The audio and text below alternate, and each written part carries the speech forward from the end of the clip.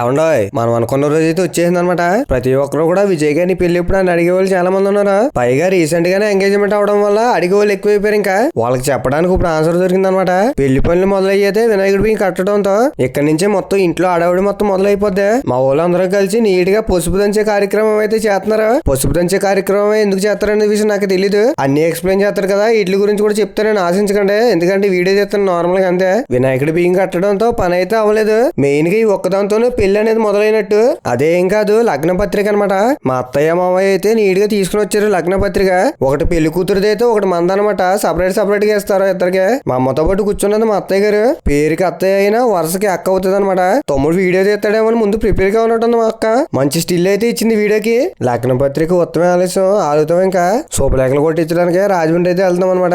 రాజు DTP శుభలేఖల printing అయితే వచ్చాం. శుభలేఖల printing లో మనకు కావాల్సినట్టు రాసుకొని వచ్చాం అనమాట.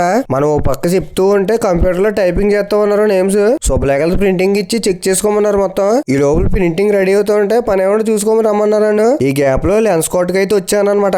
స్పెట్స్ తీసుకుంటా కదా, ఆల్రెడీ నా దగ్గర చాలా ఉన్నాయి కాంటాక్ట్ లెన్స్ తీసుకోవడానికి. మ్యారేజ్ లో ఫొటోస్ తీసుకోవడం చాలా ఇబ్బంది అయిపోద్ది, అందుకని లెన్స్ అయితే తీసుకుంటా వచ్చాను. ఈ గ్యాప్ లో మన శుభలేఖ అయితే రెడీ అయిపోయిందట, వచ్చేసాం తీసుకోవడానికి. అలాగే ఉంటానండి, అయితే మళ్ళీ కలుసుకుందాం.